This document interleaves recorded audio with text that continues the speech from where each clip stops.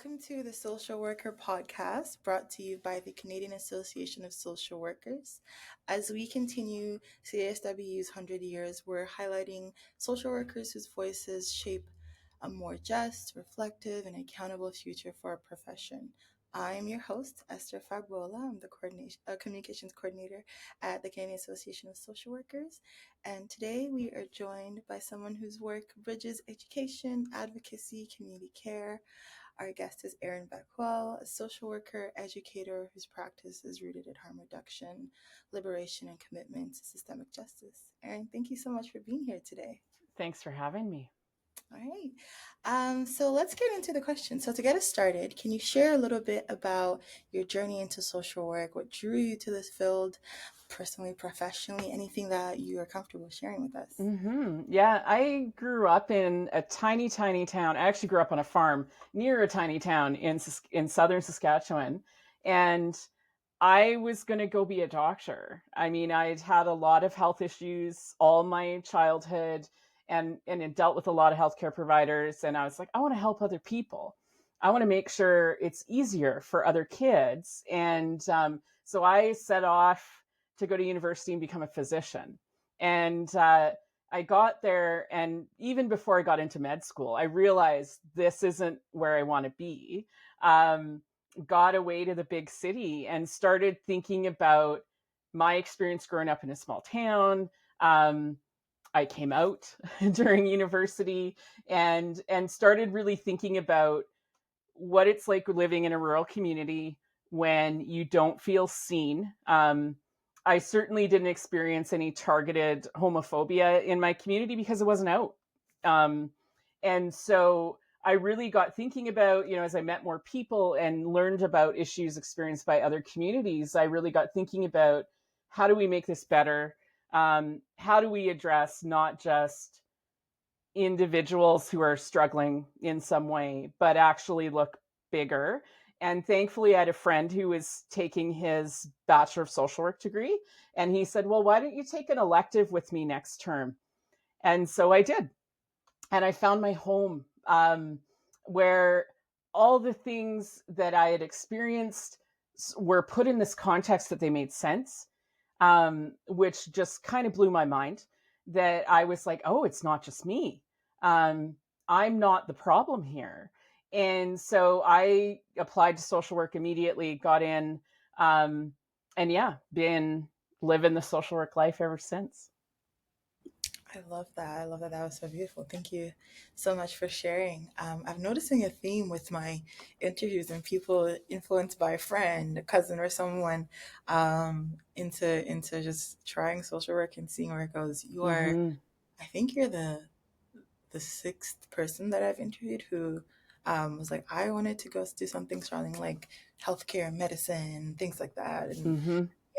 yeah, it's funny how I like that you said you found your home, how social work just finds you and Yeah, and I think social work is off. I think it's changed. I mean, I certainly now see my students coming through having chosen social work from the beginning, which was quite unusual when I went through. Most of us, it was this thing we stumbled into, and I think a lot of that was just the stereotypes around social work were so entrenched, yeah. and that certainly that stereotypical version of social work wasn't where my interests lie at all. It Mhm. was not what I was wanting to do, so I hadn't even crossed my mind as an option. Right, I was more inclined to like, I'll maybe be a funeral director. And that was a legit option at one point. I was like, maybe Mhm. I should become a funeral director. And I think it was just this yearning to be in spaces that meant something to people. Mm. Yeah. Mm. Yeah, I love that. Thank you. I mean, we shared a little bit. You shared a little bit about your identity, your lived experience as a queer person, and how it's a meaningful part of how you show up in your work. So I wanted to expand on that by asking how your personal experiences have shaped your values, your teaching, the way that you approach social work more broadly in general. Absolutely. Who I am is comes with me when I show up in social work spaces. And honestly, for me now, everywhere is a social work space. Unless I'm in my private space at home, I'm in a social work space. And when I came out in university, my family expressed concern that I wouldn't be able to work in Saskatchewan if I was out. I was very out. I blew the closet doors off, and I was doing media interviews on CBC, and starting to stir the pot already. And my family was really worried it was going to affect my ability to work in the career I'd put a lot of time and effort into. And it was nice for me to be able to confidently say, no, it'll be okay. I mean, this was the mid 90s, and I had just such um, confidence that I would find my place, which was interesting because when I was in my BSW program, I struggled a lot with some homophobia from instructors, um, just some really not solid practice around talking about queer and trans lives. Um, and I'd started challenging things. It almost actually jeopardized me finishing my BSW program because I was challenging instructors, getting in trouble, and which is very classically me. But once I got both of my practicums were in very queer friendly spaces. Um, my first one was at an organization that's now called Out Saskatoon. And so it was the local queer community center. And it was just such a wonderful thing to be able to, a year after coming out, come into this space where it was just community kind of like everywhere and be able to be part of things like co-facilitating the youth group and working with the PFLAG chapter and meeting all these parents who were just so yearning to be better parents for their queer kids, which that warmed my heart so much. And we planned a conference with the college education at the University of Saskatchewan through as part of my practicum that went on to last quite a few years, like more than a decade. And it was so cool because there weren't a lot of queer spaces in Saskatchewan in the 90s. I can't imagine coming out earlier than that. We were still doing the first Pride March I was in Saskatoon. We had to walk on the sidewalk because we couldn't get a permit to block off the street. And that happened for a few years for me. And I think those experiences all contribute to how I see issues in our society, how I see individual experience. When your life, and I also acknowledge I have great privilege as a, white descendant of settlers, born and raised in Canada. Like I have so much privilege, and yet my queerness was enough to give me a window into that experience of oppression that I just, yeah, I think made a promise to myself way back then to make sure I was part of making it better. Maybe not just for queer folks, maybe for, in a lot of different ways. And I think, my final practicum was in a harm reduction organization, which, oh, that changed my life in the most incredible ways. And I actually wore a shirt from that organization. They're selling T-shirts to fund their safe consumption site because our government won't fund it. And so I was like, what do I want to wear today? I want to have them with me because, that organization, while it's changed and evolved and grown, and it's very different than when I was there, I'm getting goosebumps talking about it. And it's been like, I've been a social worker for 27 years. And so it's a long time since I was frontline in that work. And it's not only made me a better social worker, it made me a better human. Yeah. I love that. I can feel the when you talk about finding your community, and just all the things. I can literally feel the warmth and everything you're saying as you're talking. So I can't imagine how, especially in a space that there's within that time. I wasn't even born then, and I know there was so much homophobia, transphobia. There was so much then, and I think it's so great you're able to find your community and start to build from them. And I'm sure folks who are in those communities today are probably thanking you for all the work that you did during that time.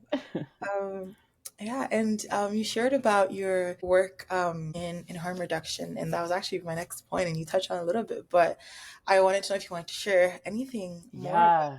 that and how, Oh, yeah. I was so fortunate. I got to do a practicum in an organization at the time was focused on, it was called AIDS Saskatoon, and it had done a lot of work on HIV AIDS in the gay community and the queer community in general, which was sort of what attracted me to it. And I got there at such an interesting time because HIV was changing, and the organization was trying to be as nimble as it could in terms of how do we change and grow and morph, shift to serve a totally different population with totally different needs. And it was such a gift to be able to watch that happen and be part of it. And it started during my practicum. Of course, those conversations been happening before I got there. But then I got hired by the organization and I worked there for nearly a decade. And it was it taught me about radical compassion before we even really use that language. It taught me about meeting people where they're at in a way that wasn't about a cliche. It was real and honest and authentic. It taught me that I could belong, um, which was something I'd always struggled with, is feeling like I fit somewhere. I finally had a place to fit. And it was interesting because, I mean, the folks I worked with were about as different from me as you could get. And realizing that with some humility and some humor and a lot of authenticity, you can connect with folks. And the drop-in center in that organization was just, it was like a living room for the community. It's where people came and hung out and they made their phone calls and they got their food and, warmed up, and um, holding space for people in that way with as few barriers as we could muster, right? Like we weren't you have to be sober to come in. Nope. As long as you are respectful to the people in the space, come on in. And at that time, and even today, that was just, I mean, we had folks in the human service community, including social workers, who actually critiqued what we were doing. Were really quite, I had one social work colleague who said, well, we have to kick people out or ban them routinely. And how do you work with people when they're drunk and high? And aren't they just destroying your place? And I said, no. And I think that was because they felt a sense of ownership of that space. It wasn't ours, it was theirs. And we were just holding the space. We made sure the food was there, and seeing that the role was really about, I mean, now we talk about servant leadership, but this idea of showing up authentically ourselves, great things, difficult things, and meeting people in ways that don't require them to change in order to connect with you. We had, for our drop-in center programs, like there was no intake forms, there was no sign up. It was all just show up. And even then, seeing that organization that was about as direct frontline service as you can get had this container around it that was about challenging what's possible, challenging how it's supposed to look, but also challenging the systems that created those situations in the first place. And that part of it sparked something in me, um, that really, I loved working directly with folks, but once we got into that sort of more macro level, like, why is it that we aren't getting funded for safe or needle distribution? And like we were collecting people's drugstore loyalty points to go buy syringes for our exchange. Like that's how grassroots this was, right? We weren't funded by government for that. And yet we were like, there's a need, we're doing it. And so it was very on the ground, but it had this political context that was always present. Wasn't um we didn't lose that context, which for me that's the thing that imprinted on me, I think, in that agency, was just that individuals don't just sort of have their experiences randomly. There's a pattern to all of this. There's a logic to it. And so we would do fundraisers and events and awareness campaigns, and it was just so fascinating seeing how a group of people who really, really cared deeply about this stuff and really believed in harm reduction, like to the extreme harm reduction.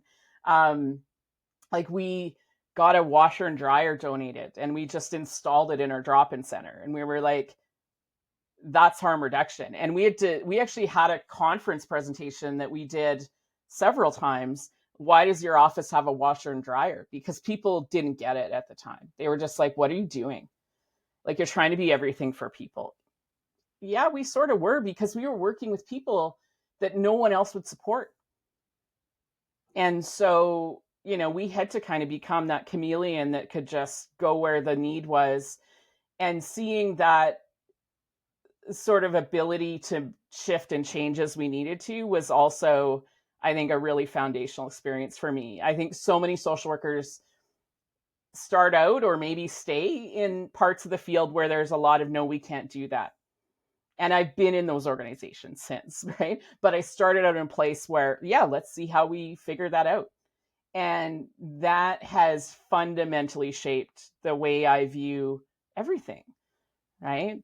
Um, is that creativity and that flexibility and that willingness to truly, it's like, okay, we don't do that, but you need it. Let's figure it out, because there's nowhere we can send you for that, right? So yeah, it's that organization will always be in my heart. And I've described it as my soul of social work. That it created some sort of fundamental pieces for me about what kind of social worker I want to be, what kind of human I want to be, and how I want to show up with people. And I've managed to hold on to that ever since.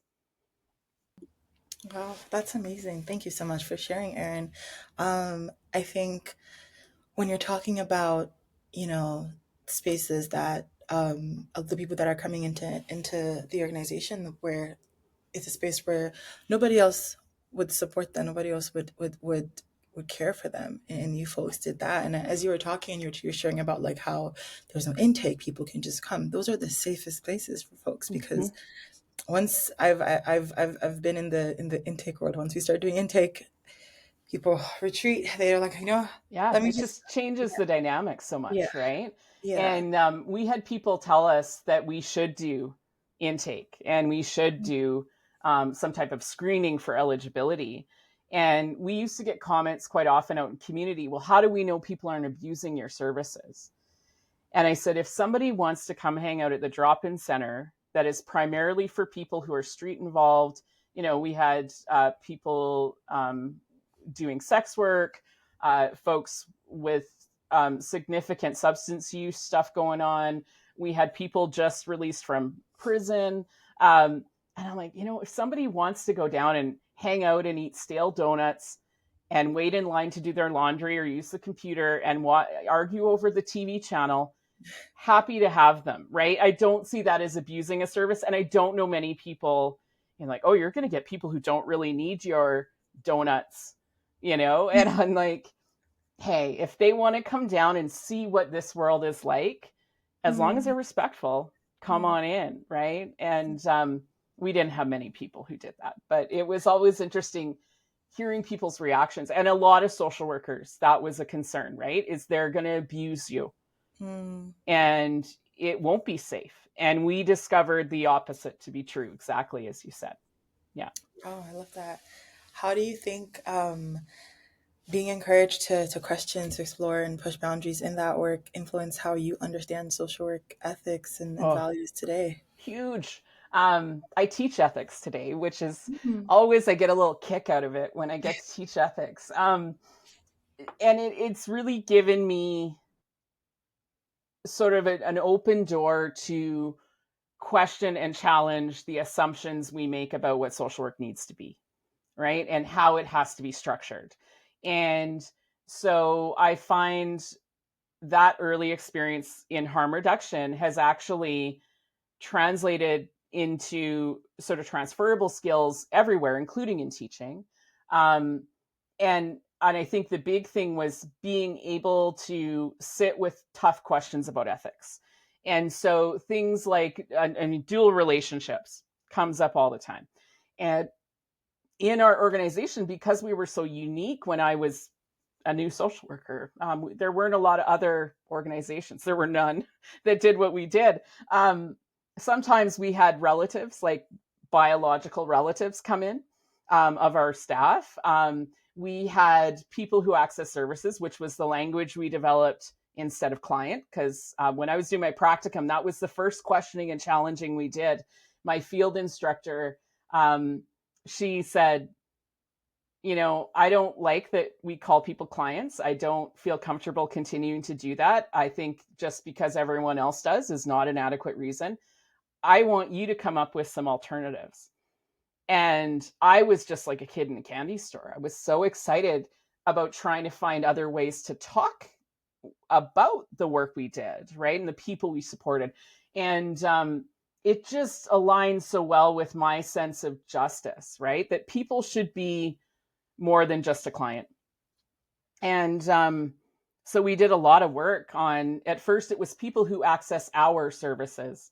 And we kept questioning, we kept pushing, and ultimately came to the conclusion that no, we don't own these services. We want the people to own the services and have a say. And so we needed to sort of further challenge. And that brought up some questions about governance, right? Like, how do we make sure people have a actual voice, a meaningful way to participate here? And that was just incredible to watch as well, because it allowed us to explore division, separation, but also connection. And, our boundaries in professional practice about negotiating how we connect, or are they allowing us to maintain some separateness from the people we support? And in that environment, it was very much about connection. It was not about separation. And so it was fascinating figuring out the logistics of how do we create an advisory committee that's not just a colonial format, right? Because the first idea was, oh, we'll get some people access services on the board, which was kind of becoming a bit of a thing, right? Is you have a service user on your board. And we sat with that for a bit and questioned it. Is that the best way? Are people that we see in our drop-in center going to feel welcome on our board? Are they going to feel they have a voice there? Are they even going to feel comfortable sitting around a board table with an agenda and motions? And, is that going to be a good experience for them and meaningful way to contribute? And so we started talking to people and said, would that be something that interests you? And a lot of people were like, what did they do? Like, what are you talking about? And so we said, okay, if you could offer some feedback, some more formal and consistent way of contributing to what we do, what would that look like? So we modeled a group after the Vancouver area network of drug users, or VANDU. We created SANDU in Saskatchewan, and they became a bit of an advisory for us. They also did some of their own like social justice work, and they connected with other peer groups across the country, which was really cool. We took some folks to conferences and presented with them. And seeing that all of that is possible, and it doesn't have to be profoundly difficult or unethical. Like, I had a person who accesses services that came with me to a conference to present. And of course, the day of the conference, they got their honor or their per diem in cash. And this is someone in like active substance use, right? And so gets a couple $100 cash to pay for meals for the week, disappears. And I'm like, okay, are we going to be able to do it? No, shows up at breakfast an hour before we present, and then dine and dashes on me and leaves me with the check. And it was just such a, it's like he felt safe enough to know that it wasn't going to affect the care he received, right? That we had like really solid relationships. And I wasn't going to be, sort of judging him or chastising him for what he'd done. Of course, that's what he was going to do, right?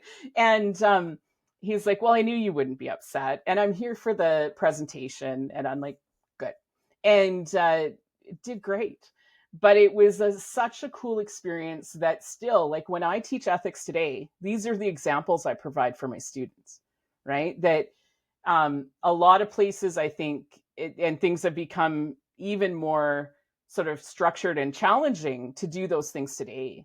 But I think there's always an opening for collaboration, for meaningful engagement.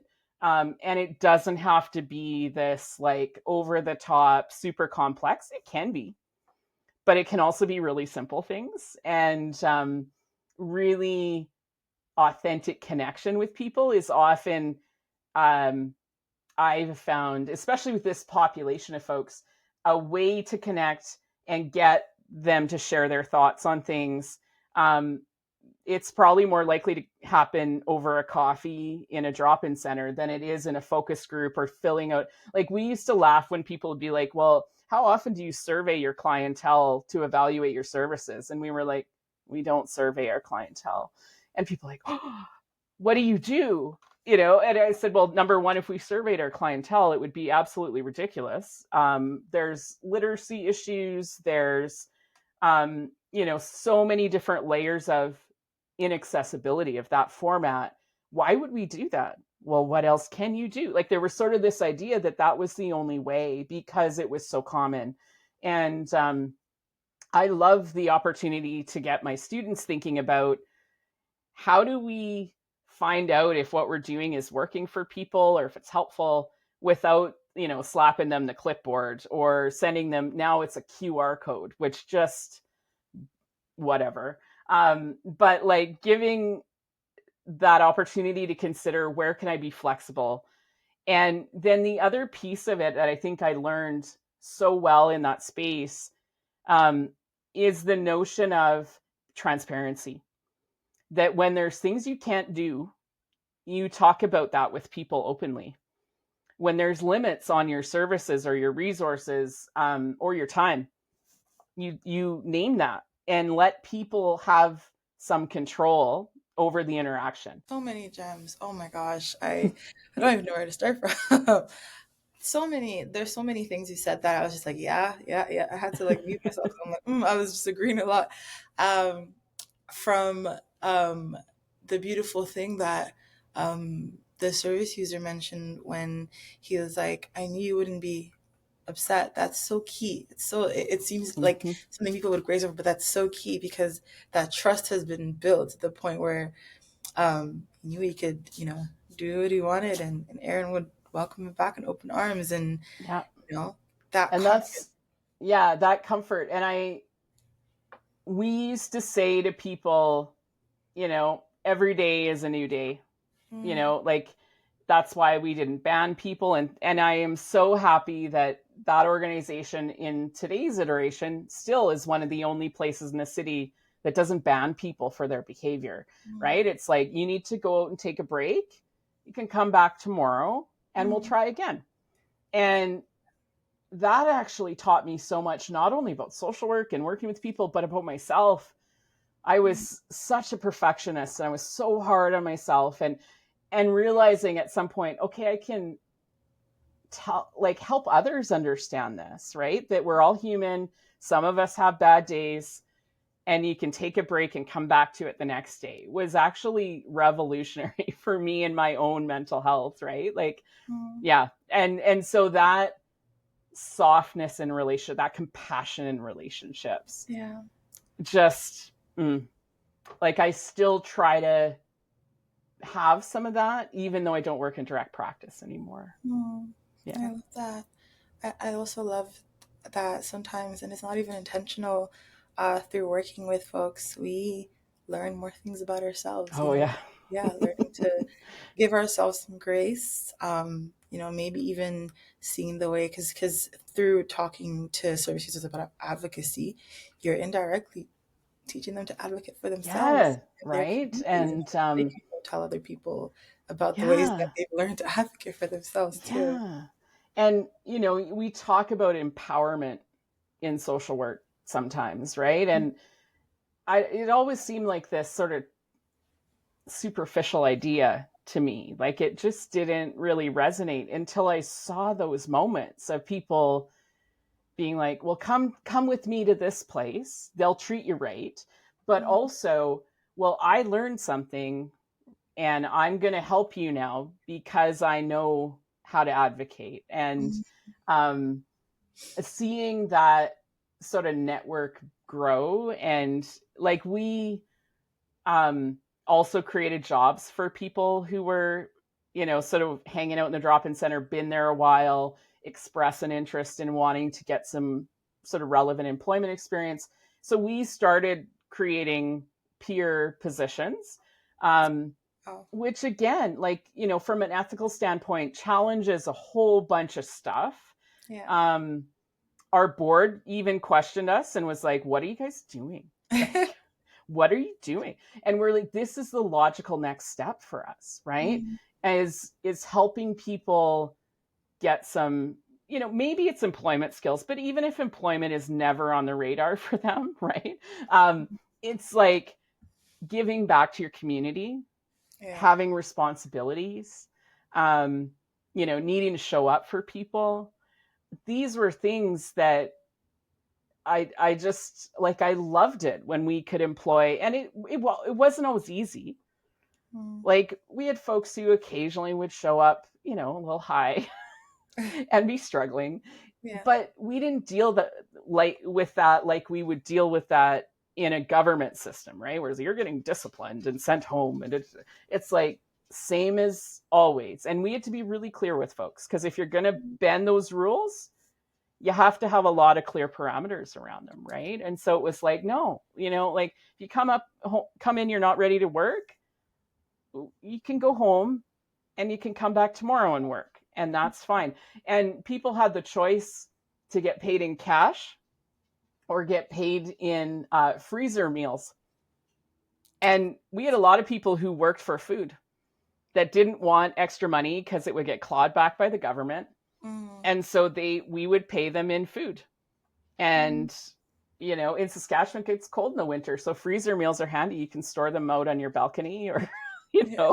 in your car. Yeah. And it just, that became a really interesting piece as well. Is like it challenged a lot of pieces for me around what work has to look like Mm, and how it has to be structured, and um you know what consequences should we have, if any? And does work have to be about productivity and earning money and capitalism, or can work be about something else? mm, And it sort of opened my eyes to a whole bunch of other possibilities that yeah, and of course gave me even more insight into myself, because I was a workaholic. yeah. And giving people permission, when they're struggling or having a rough day, to go home and take a rest, I was doing that, and I couldn't do it with myself. And so it was also just this additional layer of like, wow, I need to sort through some stuff so I can ease up on myself. Otherwise, this work that I love, this community I adore, I'm not going to be here for very long with them if I keep pushing at this rate. Yeah. Yeah. Yeah. Yeah. Thank you for that. Um, I wanted to just taking more gems from what you were talking about before, shift into a little bit of a conversation around systems. When Mm. we, for folks who are listening, watching, when we had our discovery chat, Erin was talking about a challenge you'd observed in systems is that tendency to blame individuals instead of addressing the systems that shape their lives. Erin, I was wondering if you could explain why focusing on systems rather than individuals is essential, and how you do that in your work with your students and colleagues and things like that. Mm-hmm. That was one of the toughest things for me to encounter when I left this magical organization I started my career in. And other organizations often were much more sort of mainstream. And realizing that I don't think it was intentional. This sort of like looking at the individual for the problem, and strengths based was really becoming a very popular thing, and everybody's naming strengths all over the place, and I'm like, okay, folks, that doesn't mean we don't look at the systems. Like Mm, you can't just strengths your way out of this stuff. And I think so often, though, like especially coming from a background in harm reduction, I went on to work a bit in like sort of substance use addiction sector. And there it's sort of like, okay, well, if someone doesn't complete treatment for their addiction, they obviously weren't ready. They obviously weren't motivated enough. mm, And it was just constant, right? It's like, when do we say, how did we maybe not support this person well enough as a system, right? What did we miss? What mm, can we do better? And again, that transparency about, we've got colonial values showing up in every system in our world, right? And so naming that this isn't maybe the best thing, it's maybe harmful, it's but at least giving that a bit of airtime and saying, well, we need to understand this person left treatment because there was nowhere for their kids to go. And they're yeah, terrified about what's going to happen to their kids. And our policies prevent them from chatting with their family for the first however many days they're here. That mm, isn't about this person and their motivation or willpower or whatever other ideas we have. And so now in the classroom, it's I sometimes feel like I'm teaching a dream that isn't real yet. And so I try to be pretty realistic with my students about what they're going to face. But I also try to plant seeds for these sort of questioning and disrupting and putting, I don't like saying blame, but putting the sort of blame where it belongs and not leaving people thinking that they're the ones, oh, you didn't show up for your appointment, well, now you have to go to the bottom of the waiting list. Well, mm, that's not person-centered care, that's system-centered care, and it's usually not about what's in the best interest of our people or what's evidence-based. It's about a system trying to manage its resources. yeah. And so I teach students about resource driven care or person centered care, that those two are in direct conflict all the time in systems. And so what we're doing, what we're able to do, might not actually be what people need. And that dissonance, I mean, over time, I think can create some moral distress for folks that I know this isn't what my client needs, but this is what I'm able to provide for them. And I try to just get students, I'm like, don't let yourself slide into this world where you start blaming your clients for their failings, Mm, their mm, struggle. It's their fault. It's like, no, we know where this comes from and how it's manufactured and maintained. And, um, we're often put in situations as social workers where we have to deliver services that we know aren't culturally responsive, aren't accessible. And so that's the language I use with my students, right? And then I say, okay, if you choose to work in one of the systems that continues to cause harm and continues to, in a variety of ways, label clients as the problem, how can you resist that as an individual worker? mm, Right? What are the things you can do, not say, like choosing different language, and how profound can that be for someone? And I worked in our health system for a few years, and it was such a fascinating, it was the biggest system I'd ever worked in. It's the biggest employer in our province. It's massive, right? And so seeing how people talked about person-centered or patient-centered care all the time. But my job in the health system, at least most of the time, was to try to agitate around equity Mm. and get people thinking about not just who are we seeing and how well do we serve who we see, but who's missing, who's not showing up in our clinics or in our outreach, and who's having not only poor outcomes from care, but poor access to care and poor experiences of care. And what is that doing to our system? And how could our system benefit from changing? And I always thought I was maybe a bit of a skeptic just because I'd come from like grassroots, right? And I was like, no, I'm going to go into this with hope, and I'm going to believe this is, I mean, they created my job. Obviously, somebody somewhere with power wants things to change. Mm. And so I did my absolute best. And over the course of years, I think made a lot of traction. But where I made traction was training individual workers, not changing systems.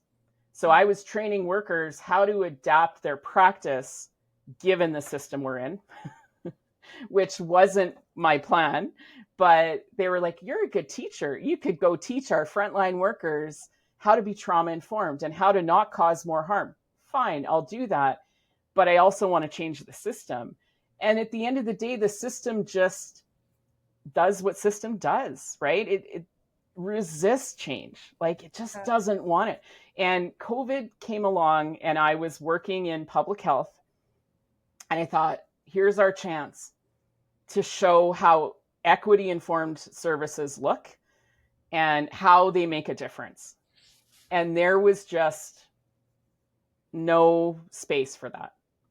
Mm. And it was so like that was the beginning and the end in healthcare for me. I was like, I can't stay in a place where there is not only lack of resourcing of change and lack of structure around how we're going to change. There's like in this crisis there was active resistance to change, and I was like, I can't sit by knowing that people are dying and do nothing. And one example was we were talking about setting up makeshift morgues in the early days of the pandemic. What if, the deaths are just overwhelming our systems to the point we need to turn curling rinks and skating rinks into morgues? And not a really uplifting conversation to sit in on. And one of the high ups, not in the health system, this was with government people, said, yeah, well, we'll need to figure out a process so people, if they're coming to claim a loved one, what ID do we need? How does that work? And I said, well, we need to, in that process, make sure we're accounting for people who are unhoused, don't have ID, and they're like, well, if somebody's homeless, dies of COVID, who's going to come collect them? And I started crying in the meeting. I was like, seeing faces and hearing voices of people that I had known who were an important part of my life, and thinking, I know a bunch of people who would rally around to make sure people were, they had a chance to say farewell, and those ceremony, whatever was needed at the end of life, and they would make it happen. Maybe they don't have cell phones or ID, but they would still want that. And to know that our government at the time was just so crass about, not even wanting to create a process for that to be possible, because, well, who claims a homeless person's body? Like, it was just horrifying to me. And I actually went on stress leave after that because I couldn't show up in meetings anymore without being so emotional that I wasn't helpful. Like, I was just angry and sad, and I was just like, no, like the system and the government needs to care about all the people.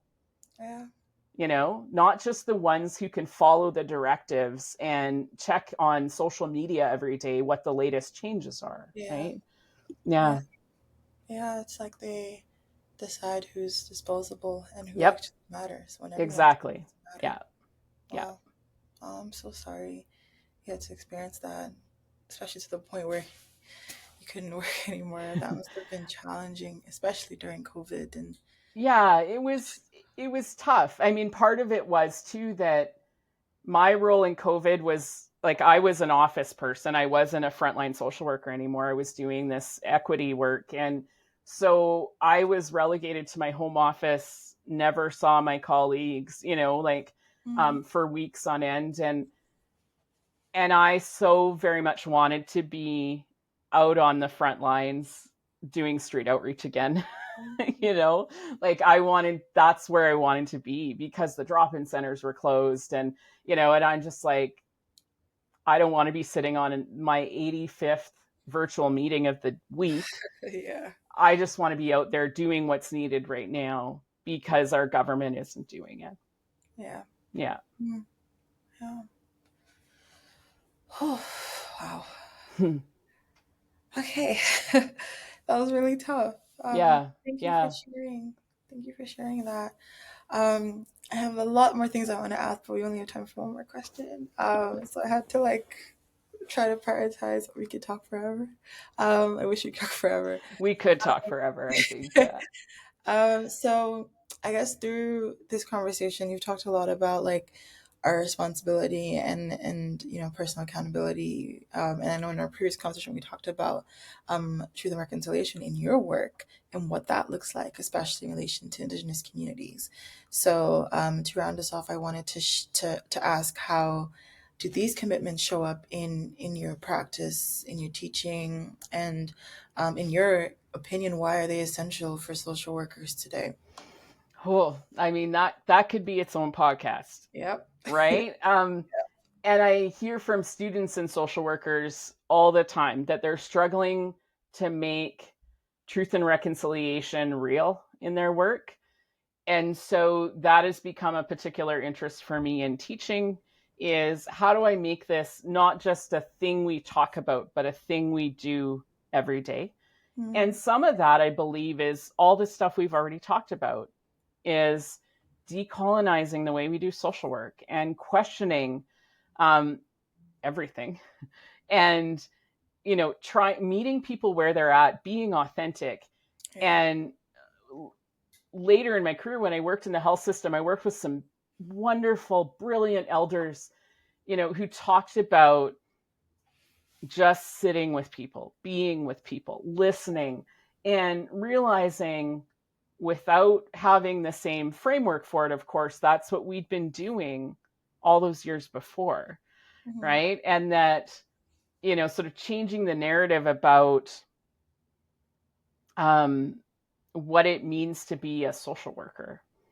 Because for many of the people I had worked with, for any of the people my students are going to work with, social work isn't a title that's a friendly, warm hug for them. It's a scary thing for a lot of people. And trying to get students to realize you may be trying to be one of the good social workers, right? Challenging, changing, unlearning, learning, doing all the right things.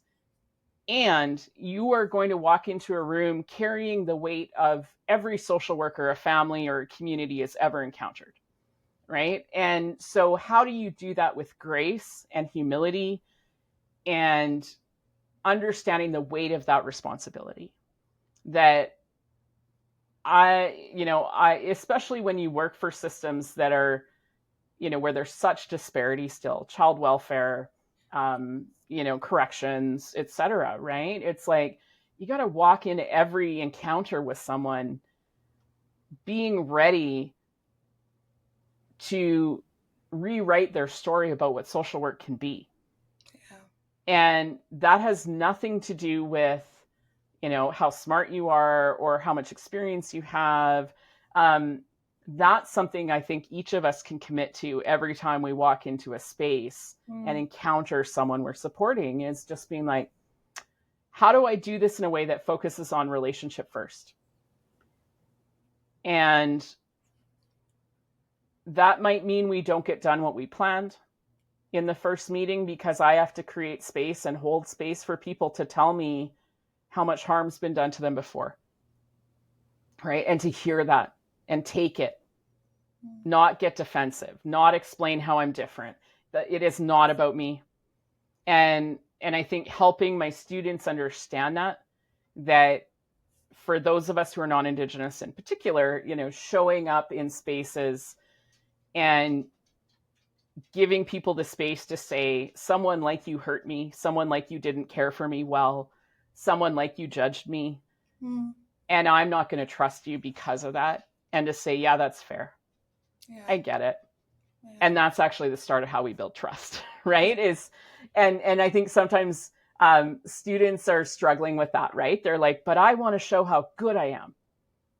Well, that's not what truth and reconciliation is about. Yeah. It's not about how good I am. It's about how willing I am to sit with uncomfortable truths. Yeah. How willing I am to own my own shortcomings. And I mean, as a white person from Saskatchewan, that wasn't easy. And it's still something I'm working on, right? We're going to have to do that for the rest of our lives. I grew up on Indigenous land that I was actively taught in the school system, had never had any people on it before my lovely farming family 100 years before had gone and plowed the earth. Of course, that's not true. Yeah.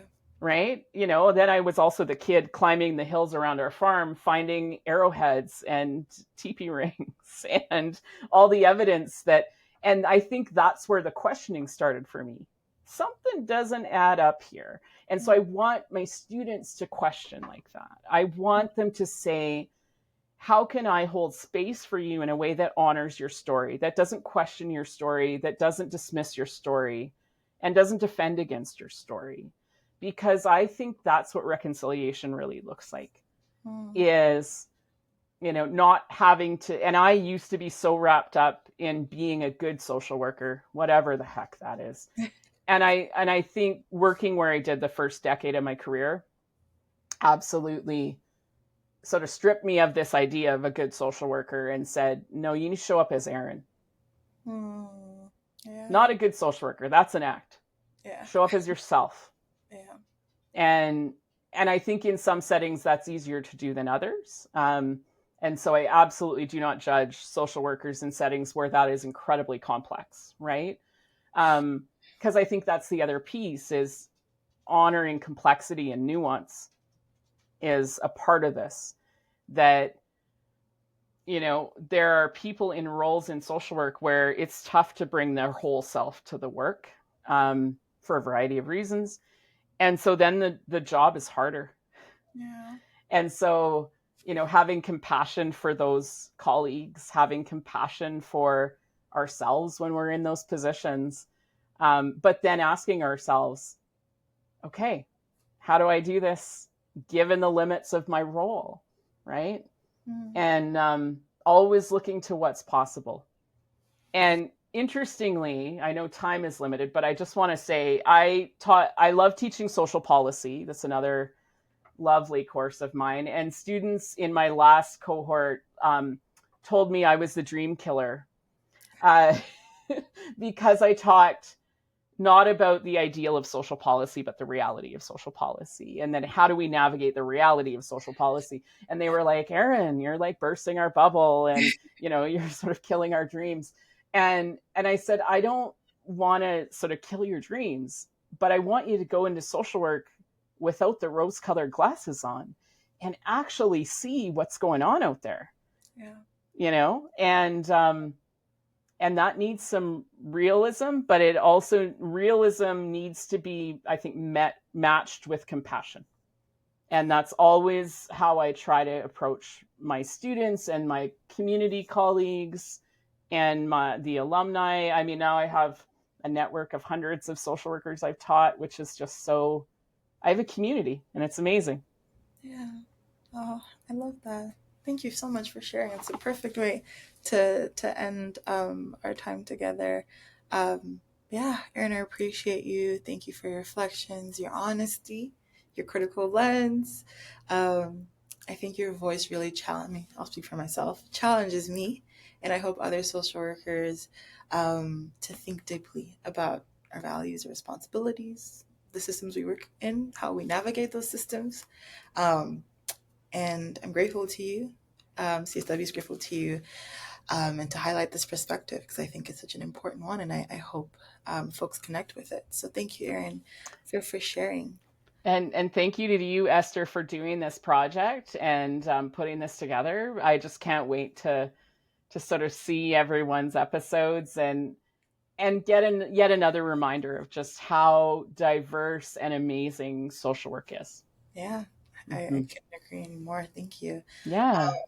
And to our listeners and our viewers, thank you for joining us. As I mentioned, I really hope this episode leaves you, wanting to challenge systems, wanting to ask questions, wanting to make changes in spaces where you can, where you're able to. And I hope that Erin's story inspires someone into who maybe isn't into social work yet to take that leap, or who isn't sure, take that leap. So, yeah, thank you for joining us. This has been the Social Worker Podcast. I hope that you continue tuning in as we share conversations and honor 100 years of CSW in Canada. So, yeah, thank you.